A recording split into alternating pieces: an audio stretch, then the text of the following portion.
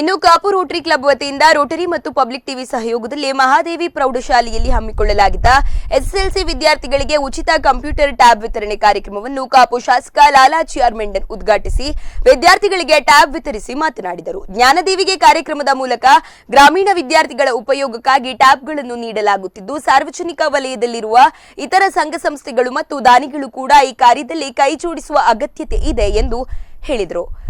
ಕಾಪು ಪುರಸಭೆಯ ಅಧ್ಯಕ್ಷ ಅನಿಲ್ ಕುಮಾರ್, ಕ್ಷೇತ್ರ ಶಿಕ್ಷಣಾಧಿಕಾರಿ ಮಂಜುಳಾ, ಕಾಪು ರೋಟರಿ ಕ್ಲಬ್ನ ಅಧ್ಯಕ್ಷ ಶ್ರೀನಿವಾಸ್ ರಾವ್, ಕಾಪು ಗ್ರಾಮೋದ್ಧಾರಕ ಸಂಘದ ಕಾರ್ಯದರ್ಶಿ ಮಾಧವ ಪಾಲನ್ ಸೇರಿದಂತೆ ಮತ್ತಿತರರು ಉಪಸ್ಥಿತರಿದ್ದರು.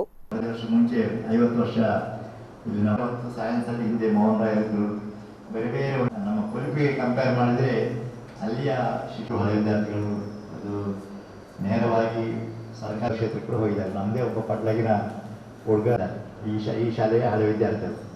ಸ್ವಲ್ಪ ಆಧುನಿಕ ಶಿಕ್ಷಣಕ್ಕೆ ನಾವೀಗ ನಮಗೆಲ್ಲ ಗೊತ್ತಿದೆ, ಇವತ್ತು ಮೊಬೈಲ್ ಮನೆಯಲ್ಲಿ ಎಲ್ರಿಗೂ ಬಂದಿದೆ. ನಾವೇ ಹೇಳ್ತಿದ್ದೆವು ಮಕ್ಕಳಲ್ಲಿ ಮೊಬೈಲ್ ಕೊಡಬಾರ್ದು ಅಂತೇಳಿ. ಆಗ ಈಗ ಸರ್ಕಾರವೇ ಅನಿವಾರ್ಯವಾಗಿ ನಿಮ್ಮ ಕೈಗೆ ಮೊಬೈಲ್ ಕೊಡುವಂಥ ಸ್ಥಿತಿಗೆ ಬಂದಿದ್ದೇವೆ ನಾವು. ಸ್ವಲ್ಪ ಒಳ್ಳೆಯದಿದೆ, ಕೆಟ್ಟದಿದೆ. ಯಾವುದು ಒಳ್ಳೆಯದು ಬೇಕೋ ಅದನ್ನು ಮಾತ್ರ ಸ್ವೀಕಾರ ಮಾಡಬೇಕಂತ ನಮ್ಮ ಒಂದು ಸಾಮಾಜಿಕ ಕಳಕಳಿ ಪ್ರಜ್ಞೆ ಬೇಕು ನಮಗೆ. ವಿದ್ಯಾಕ್ಷೇತ್ರಕ್ಕೆ ಸ್ವಲ್ಪ ಸಹಾಯ ಆಗ್ತದೆ. ಅದರ ಅರ್ಥ ಶಿಕ್ಷಕರು ಕೂಡ ಸುಮ್ಮನೆ ಕೂರುವಂತಿಲ್ಲ, ಯಾಕಂದರೆ ಇದನ್ನು ವಾಚ್ ಮಾಡ್ತಾ ಇರಬೇಕು. ಅವರು ಕೂಡ ನಿಗಾ ಇರಿಸಬೇಕು. ಮಕ್ಕಳನ್ನು ಮುಂದಿನ ತಲೆಮಾರಿಗೆ ಒಳ್ಳೆಯ ವಿದ್ಯಾರ್ಥಿಗಳನ್ನು ಸಮಾಜಕ್ಕೆ ನೀಡಬೇಕು. ಅದರ ಹೊಣೆಗಾರಿಕೆ ನಮ್ಮೆಲ್ಲರ ಮೇಲೆ ಇದೆ. ಯಾಕೆಂದರೆ ನಮಗೆ ಈಗ ಇಲ್ಲಿ ಸ್ಕೂಲಲ್ಲಿ ಅರ್ಧ ಗಂಟೆ, ಒಂದು ಲೆಸನ್ಗೆ ಅರ್ಧ ಗಂಟೆ ಅಥವಾ ಮುಕ್ಕಾಲು ಗಂಟೆ ಇರುವಂಥದ್ದು. ಆ ಒಂದು ಸಂದರ್ಭದಲ್ಲಿ